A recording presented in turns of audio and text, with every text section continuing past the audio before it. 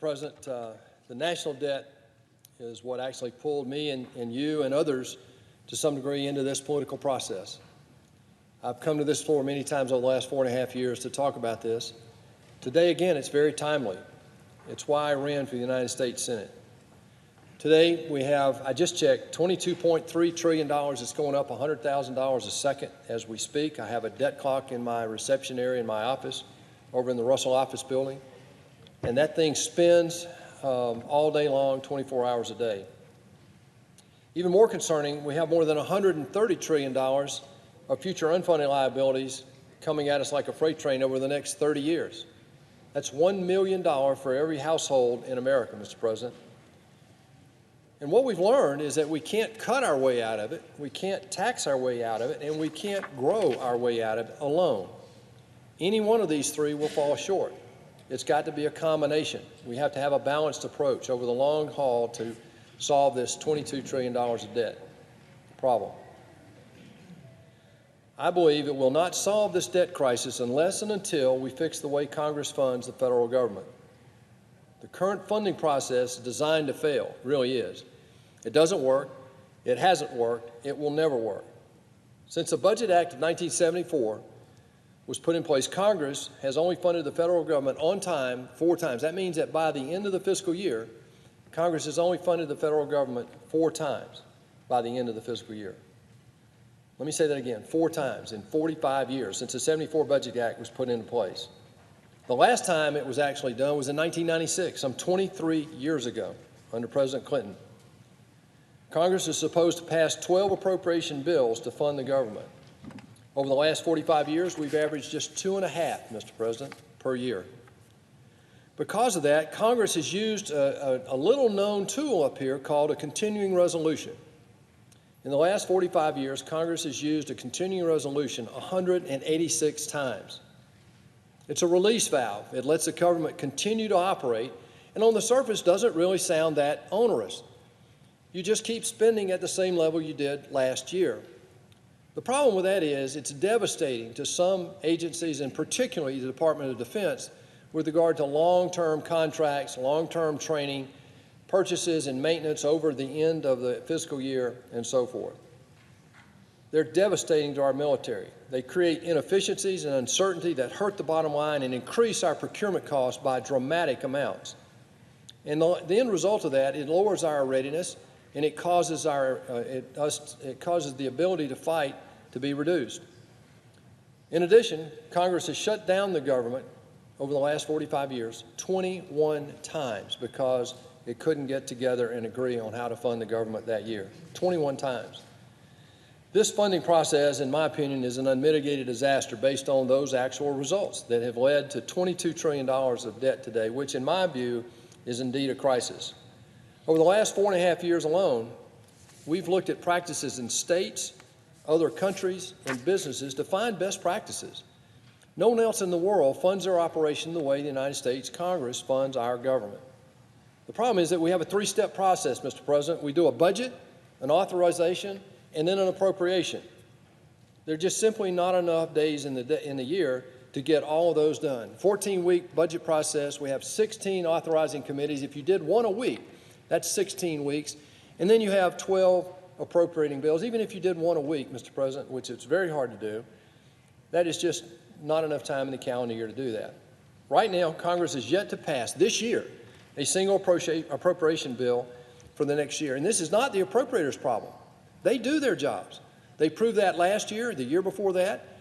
If given enough time and information, they can get their jobs done. The problem is this year, we have not even agreed with the House and with the White House on what the top line spending should be. As I stand here today, there are 17 working days until 31 July when Congress leaves for a state work period called the August recess. When we get back, there are only 10 working days until the end of the fiscal year. That means we have 27 working days to reach a budget deal, pass 12 appropriation bills, and bring them to conference and get this government funded. If we started today, we'd need to pass an appropriation bill about every 2 days in order to pass all 12 bills by the end of the fiscal year. We're already behind, Mr. President. I'm afraid we're staring down the barrel of another CR unless we start taking these bills up immediately. Now, the minority leader and the majority leader here in the Senate have been working diligently along with the appropriation minority leader and chairman of the appropriation committee. They've all been working very well to get to a top-line number with the White House and the House of Representatives. I'm told we're very close to a deal today. I hope we are. Last year, when we paid attention to it, we got to 75% funding, but by 31 July, we had only done 12.5% of total government funding. And again, this is just for the discretionary part of our spending, which is only about 25% of the total spending that we have in the federal government, which includes mandatory expenses. Last year, 16 of us wrote a letter to Leader McConnell, who agreed, and to his credit, kept us here in August, and we went from 12% to 75% funding by the end of August, including the Department of Defense and HHS, two of our biggest line items. By staying here in August, we did the people's work and did something that hadn't been done in 22 years. I hope it doesn't come to that this year, Mr. President. It shouldn't. We have time to do what we need to do. And I know the people in charge are really doing everything they can right now to make that happen. That's not what this conversation is about today. I'm hopeful that even this week we could get agreement about the top line number, move past the budget cap issue, and get to appropriating these bills so we can avoid any more CRs in our future this year. The unfortunate reality is that we face this same predicament almost every year since 1974. Einstein once said, insanity is doing the same thing over and over again, but expecting different results. That's why this Congress has done continually over the last 45 years. With different members, different colleagues, we keep doing the same thing. I'm convinced more than ever we need a politically neutral platform to fund the federal government on time every year without all this drama. It can be done. I think both sides want to do it. Both sides have talked about it when they were in the minority or majority at different times, but it's time to move on that. Today, 25% of our total spending is discretionary. That's all.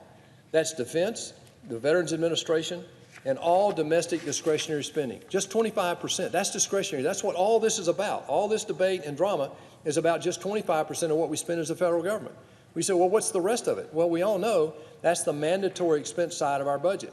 75% of what we spend as a federal government, almost over $3 trillion, are things like Social Security, Medicare, Medicaid, pension and benefits for federal employees, and the interest on the debt. The interest alone has gone up $450 billion just in the last 2 years with 9 Fed fund rate increases, and it's projected that by 2023, we'll be spending more on the interest alone on this debt than we do on national defense. We borrow about 30% of what we spend. That means that by definition, every dime that we spend on discretionary spending is borrowed money. Now, what's in discretionary again? Our defense. So every dime we're spending on defense is technically borrowed money. I believe that it's time to fix this, and the way forward is pretty clear. The way I see it, there are 3 things we have to do to fix this funding process. Number 1, we have to change the budget process and appropriation process to make it streamlined like most states do, Mr. President. Yesterday, I introduced a bill called the Fixed Funding First Act that I hope will start a dialogue. It's not the end result, but I'm hopeful that it'll start a dialogue here that we will be able to work through the details, take individual items one at a time, pass some bills, and start moving toward a solution. Second, we have to address mandatory spending. We need to save Social Security and Medicare. Third, we need to adjust the current committee structure to do the same. Committees on both sides authorize and appropriate. Mr. President, this is a chart of what we have today. This is reality. We have 16 on the left, 16 authorizing committees, and on the right we have 12 appropriating committees. And you can see for one appropriating committee, you might have 5 or 6 different authorizing committees that have to provide input, in theory, to the appropriating committee. When I came into the Congress, I was asked to head the subcommittee on State Department oversight, inside foreign relations. My responsibility was to provide oversight. In interacting with the person that was the chair of the subcommittee on appropriation, we never talked, and there was very little input. But we found out that the State Department at that time had not been authorized in over 13 years. We changed that and got it authorized the very next year. But this is an archaic structure that will never work. It creates all the confusion that we have right now and the time delays in trying to get this done. The Fixed Funding First Act I introduced yesterday does 5 simple things. First, it changes the federal government's fiscal year to match the calendar year. Why is that important? Because the first year of a new Congress, we always start back 3 months behind. We start in the 4th month. Second, this bill establishes biennial budgeting. A lot of states do that. It's not the end-all solution, but it's a great place to start, and it will make things a lot easier here. Third, this bill makes the budget a law. Simply put today, the budget is a resolution. Fourth, it creates milestones with consequences to hold us accountable as a body when we don't do our jobs. 44 states, including my home state of Georgia, have all a balanced budget law, and they also, if they don't pass a budget by the end of their 40 or 45-day session, they don't go home. In most states, that's the law. What we're proposing here is essentially the same thing. We've broken the appropriation process into 4 tranches and set deadlines before Congress's scheduled work breaks. And if we don't meet the deadline, we don't go home until we get that tranche done. It's just that simple. Last, our proposal requires the Budget Committee to complete a 5-year strategic plan, something we've never done, just like people in the real world do. And this gives us a chance to start talking about the long-term debt to GDP ratio that my colleague from Rhode Island, Senator Whitehouse, has been talking about the last few years, and I fully subscribe to what he's trying to do. That's what the bill that was introduced this week would do, and I believe it's the first step to fix the funding process. Once we complete this first phase, we need to tackle mandatory spending, which is Social Security, Medicare, Medicaid, pension and benefits for federal employees, and the interest on the debt. Right now, mandatory spending makes up about 75%, as we said, of total expenditures. But these are the costs that are exploding over the next 20 years. The next chart, Mr. President, shows the projection from the Congressional Budget Office, and these are generally agreed upon numbers based on the baby boom maturing in age. What we have here is the green line is total expenses of the federal government, going from just above $4 trillion today to over almost $20 trillion, or almost $12 trillion in just 20 years. In 10 years, we're talking about it being over $8 trillion, almost double what it is today. These are in constant dollars. This is not inflated dollars, Mr. President. This is our crisis. And what's causing that crisis in the green line is the total expenses. The blue line is discretionary expenses, which is what we spend most of our time arguing about here on the floor of the Senate and in the House. But look at this. This is the mandatory chart. We go from a moderate run-up until we see a cataclysmic geometric growth in that. We know that Social Security Trust Fund goes to zero in 12 years. The Medicare Trust Fund goes to zero in just 7 years. Mr. President, we have to save these programs and turn these curves down. There's no way the world is going to allow us to borrow that much money. Until Congress works up the political courage to deal with the mandatory spending issue, we should make all expenditures discretionary, bring them under the budget process when they need to be subsidized, and that's going to happen within a few short years. I believe, Mr. President, that the answer is very simple. Even if we pass this bill, and the Appropriation Committee still has to write down its own defense authorization, defense bills, and so forth, we've got to streamline this process. Last year we did, and it almost worked. What we have now is totally dysfunctional. I hope this proposal that we're putting on the board today will help start the dialogue about how we can fix this funding process. America always does well in a crisis, Mr. President, but we're not always the first to decide that we're in a crisis. I personally believe today that we've been in a crisis for the last 15 years.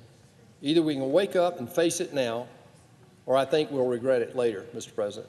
There are members on both sides of the aisle who recognize this crisis. I'm encouraged by the conversation we're having together.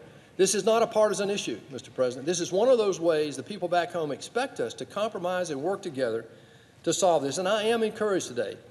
But it's time that we do this, and this is the time this year, in the next few weeks, hopefully we'll get past this impasse and make it happen this year. Thank you, Mr. President. I yield the floor.